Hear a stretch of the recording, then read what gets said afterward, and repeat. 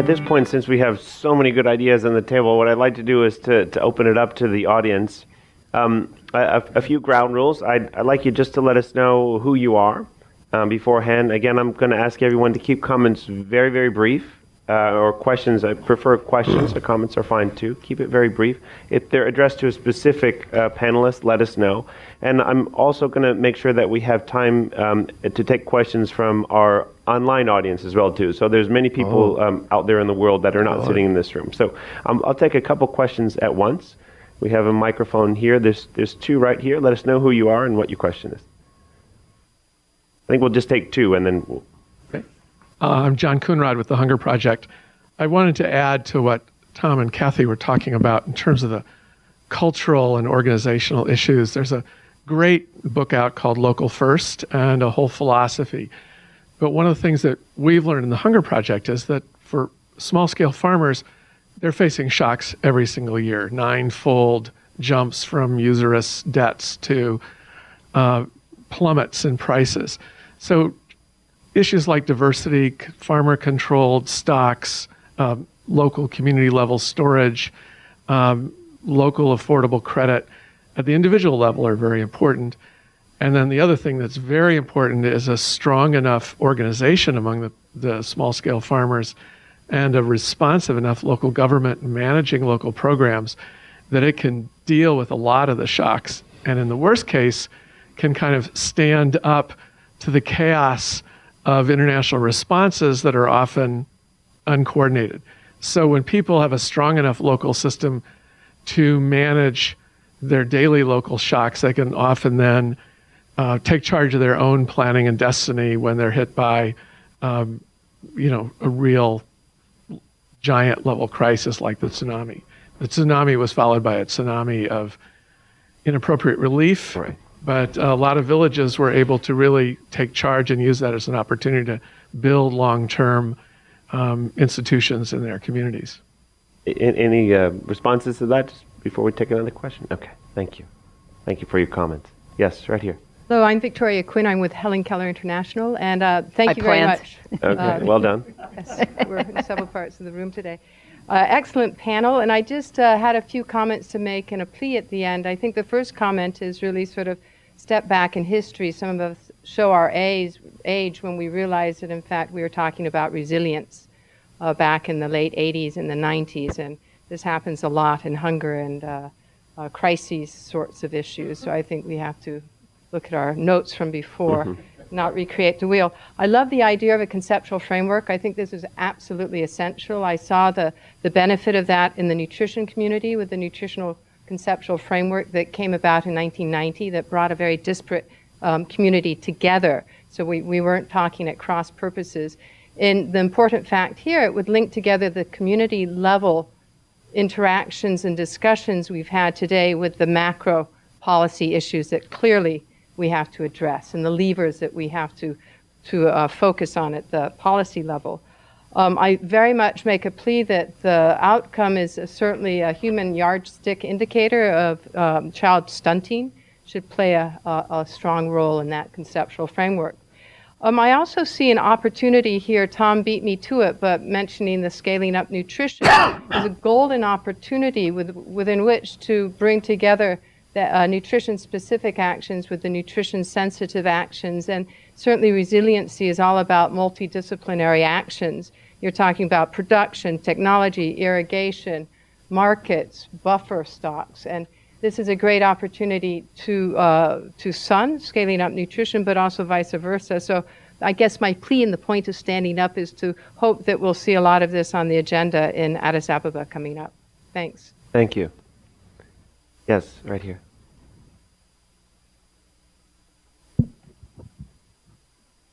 Hi, I'm Joachim von Braun, University of Bonn.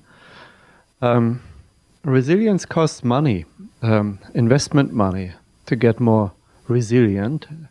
And it doesn't all come with small projects at community level. Now, there are big shocks, which are natural disasters, and there are big shocks which are man-made. Question to the panel, who is accountable who can be held accountable for man-made big shocks. Sovereign debt crises, sending waves around the world, or shocks which relate to the type of things which you, Shengeng, mentioned, export bans in a food crisis making things worse. Maybe we can heat up the debate around resilience a bit when we start talking about accountability and who pays for resiliency in relation to man-made shocks. And of course, the man-made component of climate change is part of that. Let me take one more question and then I'll turn it over to the panel. Accountability and who pays, thought-provoking question. Yes? I'm Jock Anderson, once associated with the World Bank, occasionally with IFPRI. I'm responding to the calls for some grand agreement on what the concept of resiliency is all about. And it'd be nice to think that was feasible, but I don't think there's much chance, frankly. And I think we'll have as many definitions of resiliency as we think about it as we do of sustainability, for instance. So for my narrow, distant past, what I'd like to emphasize is that if we focus on risk management as a theme, there's also ambiguities involved in the language around risk, but I think that would save us some wasted time trying to find nirvana in a definition of resiliency. Thanks. Thank you. Let me turn over to the panel to see if there's any responses to any of the comments that have come up or respond to the question about accountability and who pays. I only have a tongue-in-cheek response, which is that from all of my travels around the world, what I've been told is that America is responsible.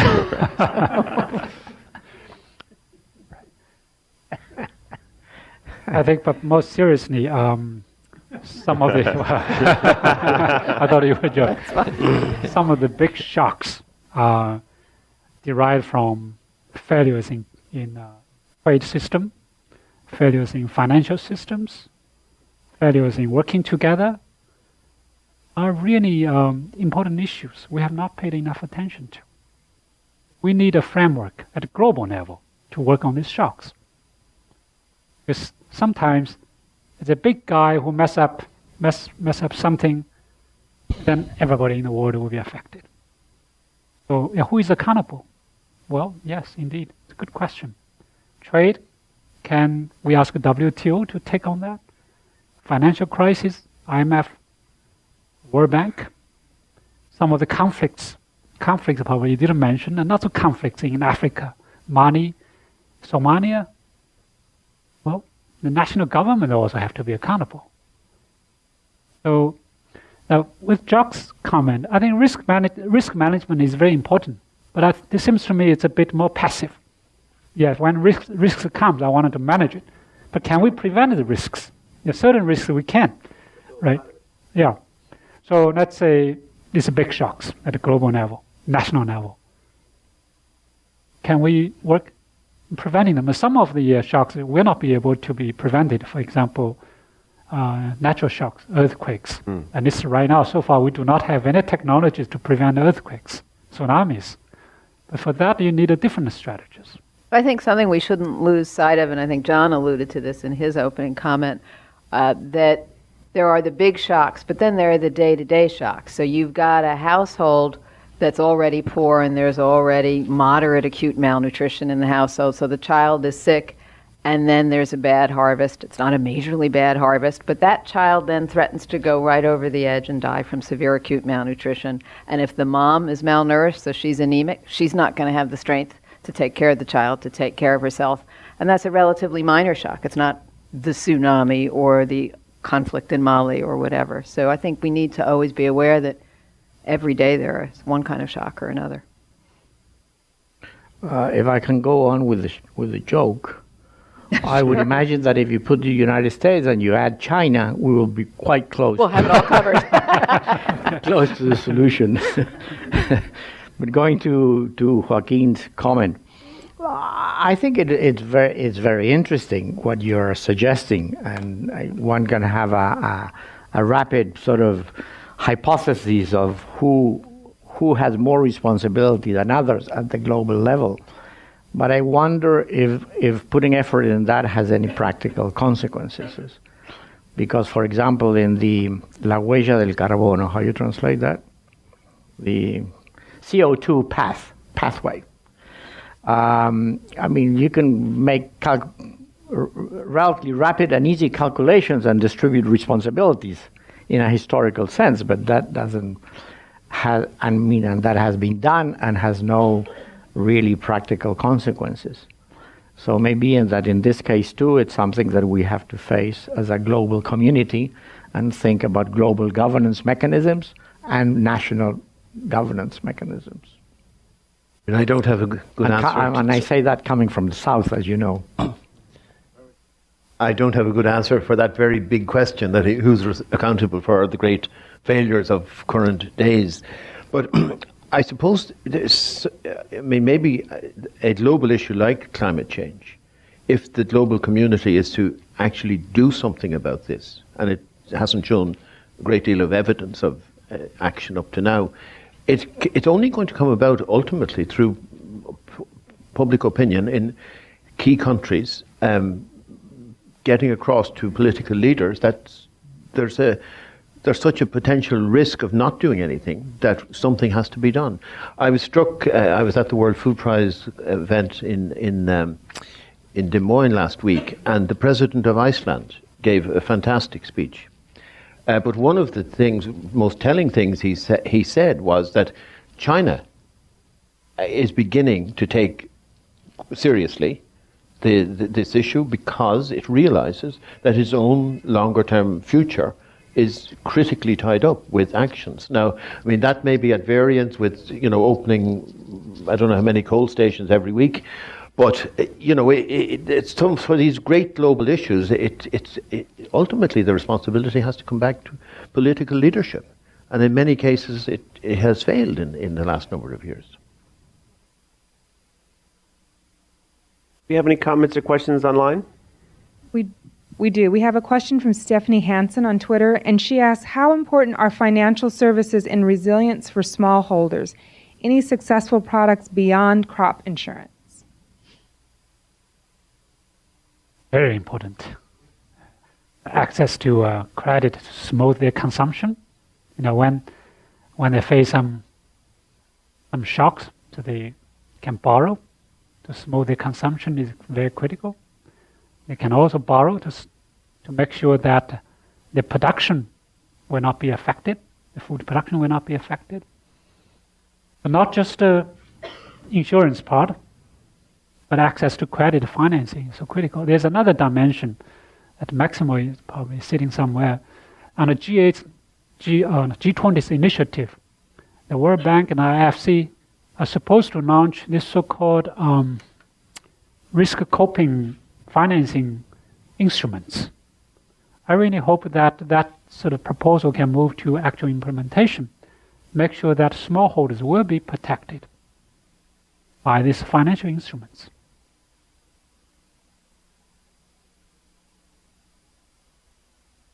Yes.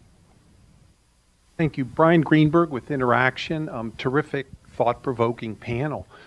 The issue I wanted to raise for you is that understanding that there are many kinds of vulnerability and many types of risk, there would be as many kinds of resilience building, but perhaps one of the common denominators for all of that resilience building would be that it's successful when less happens than you might have anticipated, or when nothing happens in response to the kinds of shocks that might have taken place. So the claim for successful resilience building would be essentially, we've been successful because nothing happened. That's not the kind of proposition that donors and programmers are going to find easy to accept. So in embracing resilience, I just want to suggest or get your sense for the extent to which we need to shift thinking in terms of what we expect as indicators of success, because to the extent we dampen the negative impacts of shocks, you can, I think, expect that it won't be long before donors and program managers are saying, perhaps we could cut back on that area of programming because we haven't seen the negative effects, first, or second, that the risk tolerance and risk embracing strategies, which are often part of economic growth, will be promoted more. If you control certain kinds of risk, we can tolerate other kinds of risk, and that's what makes the system accelerate. So in order to really grapple with this issue long term, we're going to need to change some of our basic kinds of thinking around this. And so I just wanted to toss that out for your I consideration. think you can turn that inside out. I mean, you can certainly, yes, I think what you said is spot on, that when something strikes, nothing does happen, whereas it would have a year before, but you can look at the health status of the children. Are they getting sick as much? So that is something you can say, here's something that's not an absence, it's a state of health. You can look at the nutritional status.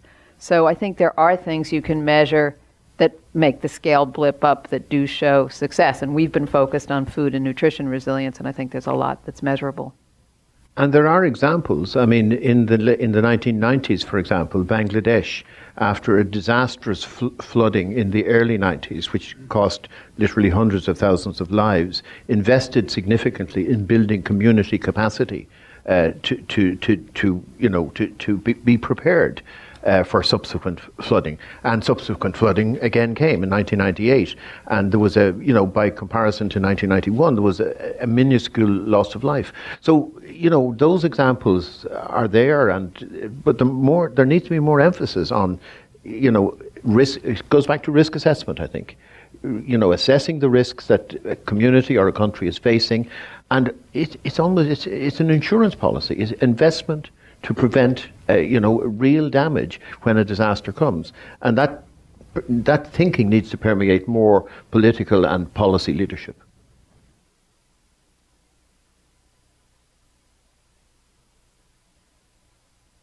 I'm Brian Bartle from USDA Foreign Agricultural Service. And this was mentioned already just briefly, but I was hoping to have some more elaboration on the role of markets and regional national policies to foster resilience in smallholder farmers. Can I add on to that also the role of the private sector, if anyone had perspective, in addition to markets?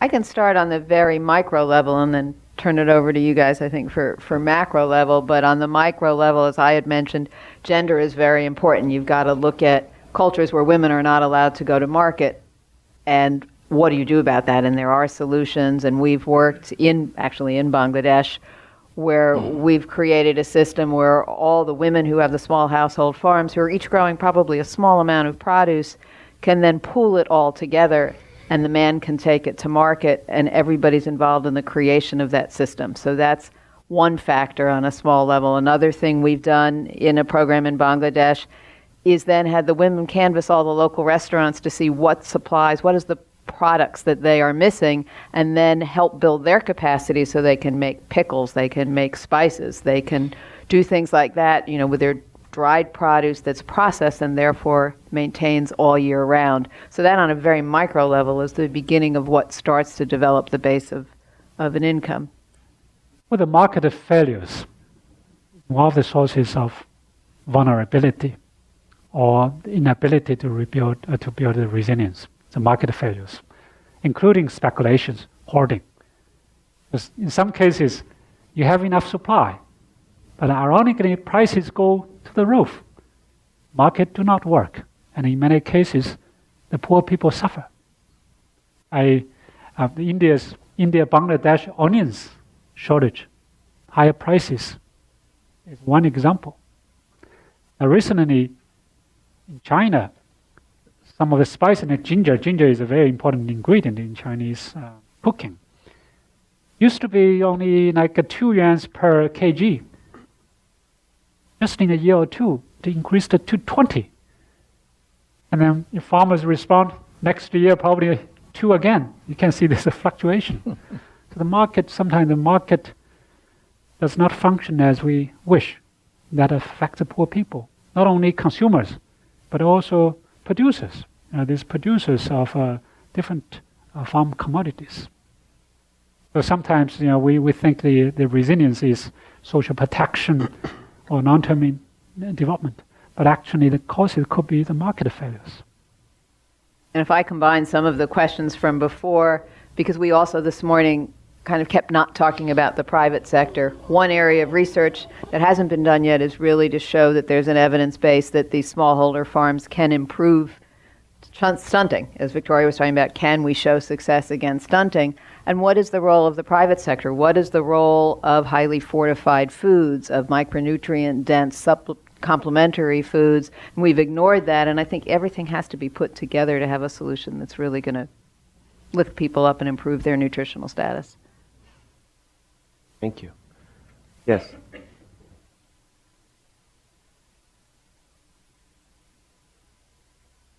Thank you. My name is J.B. Kadara. I'm a consultant for Mars Inc. And half of my the points I wanted to put on the table have been dealt with, which is the at least teed up as the role of the private sector.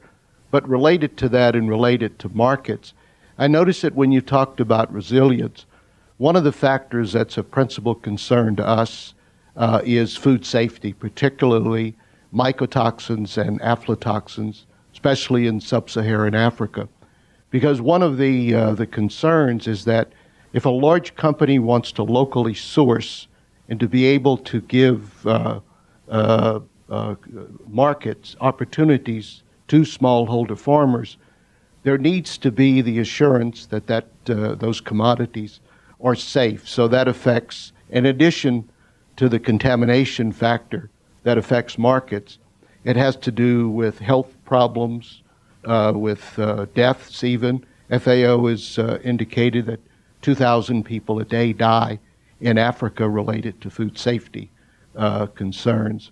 So when we talk about resilience, my question is, have you addressed or have some indications what role the private sector can play in addressing those particular concerns around food safety?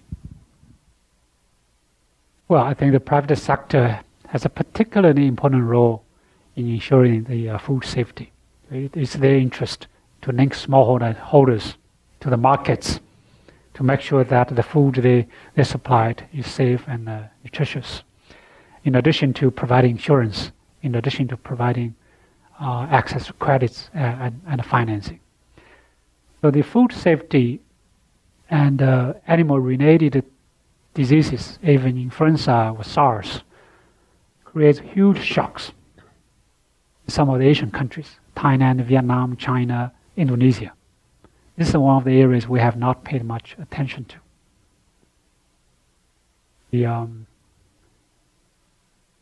It could also cause a global panic. Again, let me use China as a case. You say that China and the US are accountable. Just about several months ago, because of food safety issues, the rice contamination and the milk safety issues. And the Chinese consumers began to carry the milk through the borders from Hong Kong, from UK. Immediately, the prices of milk in Hong Kong doubled, tripled. Because China is such a huge market. And then they begin to bring the milk powders from UK. Again, the UK, the milk powder prices increased by 100%, 200%. Could you imagine if Chinese consumers lose their trust on their domestic produced rice? They begin to carry rice, import rice from other countries.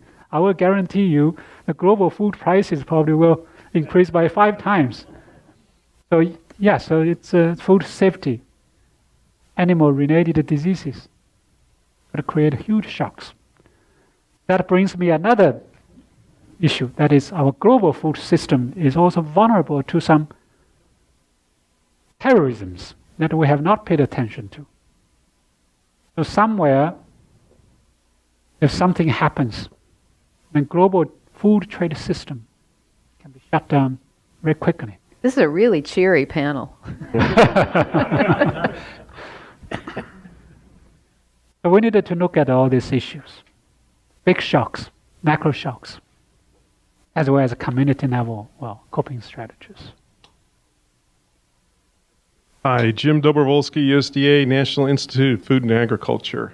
Question for Kathy, and this relates to this whole food security, food safety piece. You mentioned the fact that you're focused on education as it relates to behavior change. And then you later stated that translating the science into some kind of action, or translating the science into a reaction by these smallholders, for example, is one of the biggest research issues. So can you expand upon what you're talking about when you're talking about education and behavior change? Because oftentimes, as a scientist, I would love the fact that if I just do the best science, someone will just adopt what I do. But that falls right into our education deficit model, and that doesn't work. And so what kind of plans and ideas do you have to education? One of the early embarrassing mistakes that we made in the early years of homestead food production was thinking that you got your community health volunteers and you trained them on the essential nutrition actions. You trained them on what was necessary to improve nutritional status in the household, such as exclusive breastfeeding for the first 6 months of life. And therefore thought, okay, you sent this army out, they know all of the facts, that's it, you're done. We didn't pay attention to training them in negotiating skills. We didn't build their training skills so that when they got a mother who was afraid to put her child to their breast, they didn't know what to do. So step number 1 is training those health volunteers not only in the messages, but in negotiating, for lack of a better word. And then learning, again, know your local culture. What's going to communicate the benefits of that? So for every country we work in, regions within countries, the illustrations we use are totally different. The pictures of mothers and babies are different because they're going to resonate in different cultures. So it's very labor intensive figuring out what's going to send the message that a mother will understand this will make my child healthier, and how to do it. And that's why I said an area for research is what are those BCC strategies that are the most successful. And we know some of it, but I think there's a lot more we can still learn.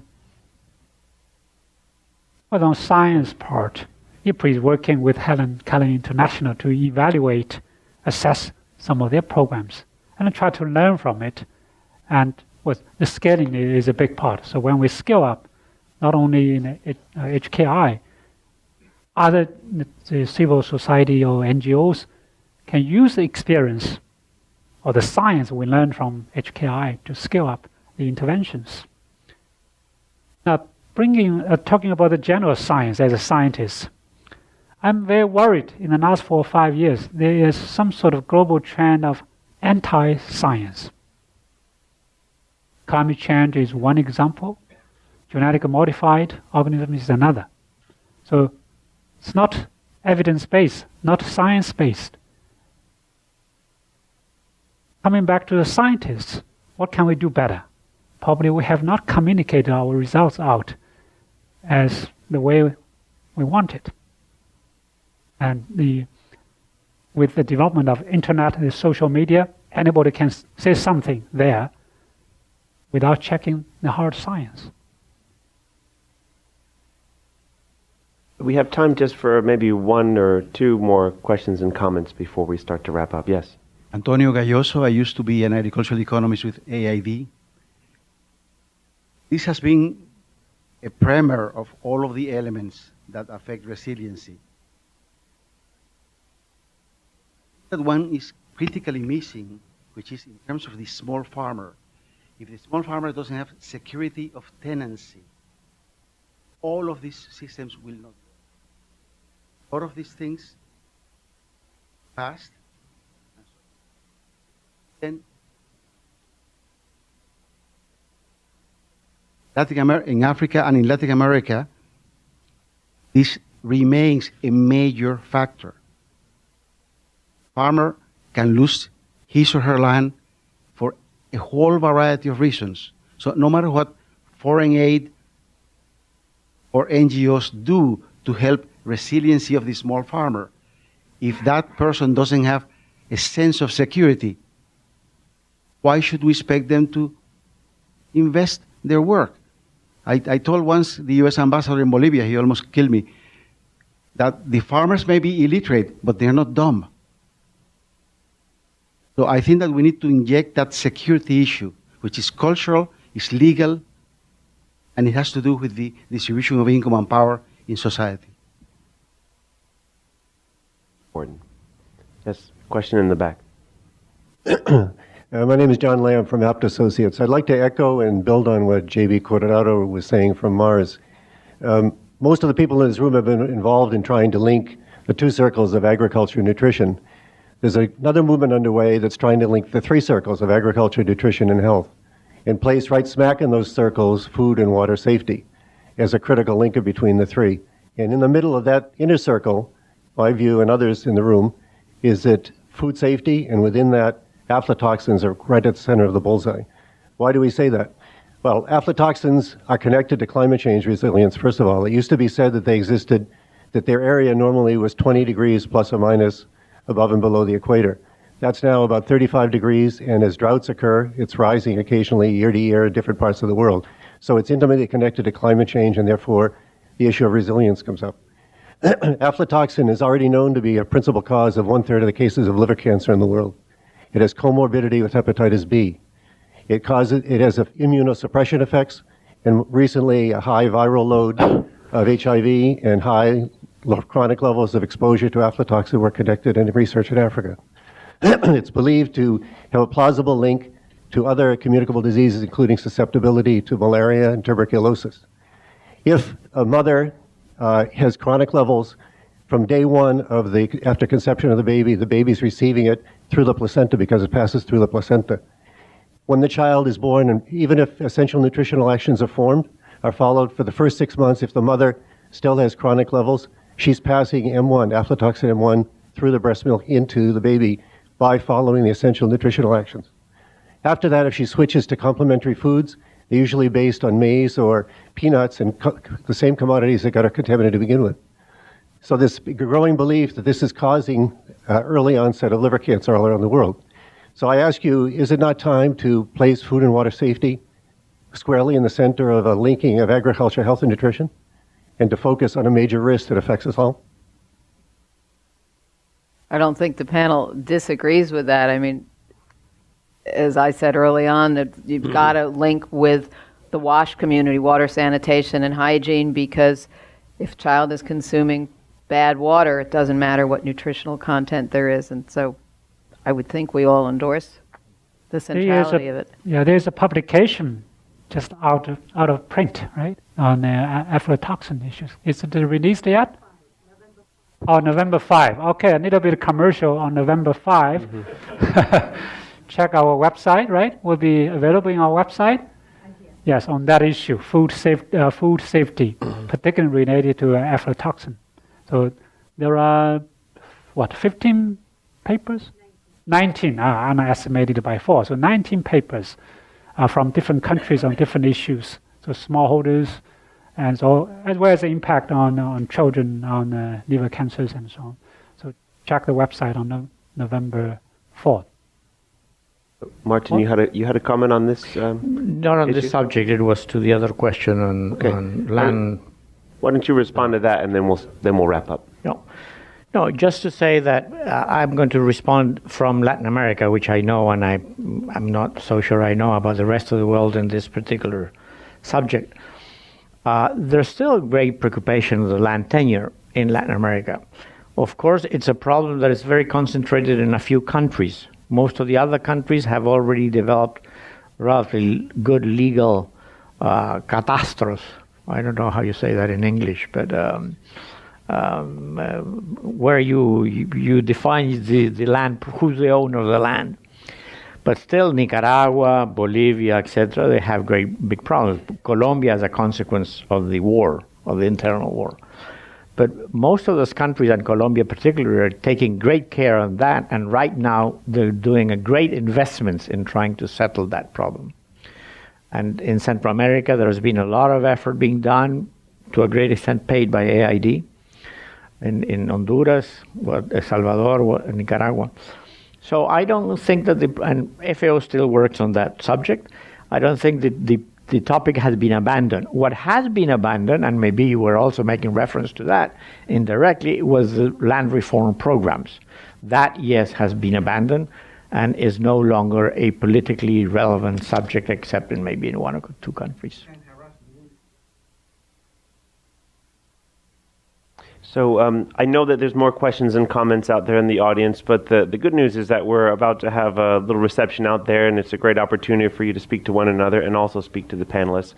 Before we close, I'd like to ask each of the panelists if they had a final comment or two or a headline or so that they wanted to share, what their kind of takeaway from the conversation is. We'll go popcorn style, whoever has got something to share. I'll start, and it's not necessarily from the conversation, though. I think we've dwelled on all of the challenges, all of the problems, all of the complexity.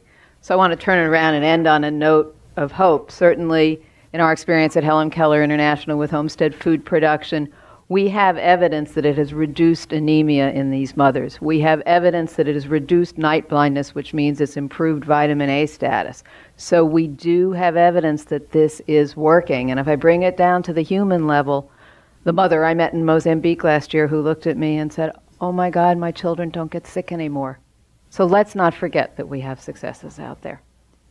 Thank you. Well, we may not be able to define it precisely or agree on a definition, but what is common now, I think, across a whole range of policymakers and politicians and donors is a recognition that resilience as an issue is something that is actually very important to deal with the chronic and more acute vulnerabilities of poor people.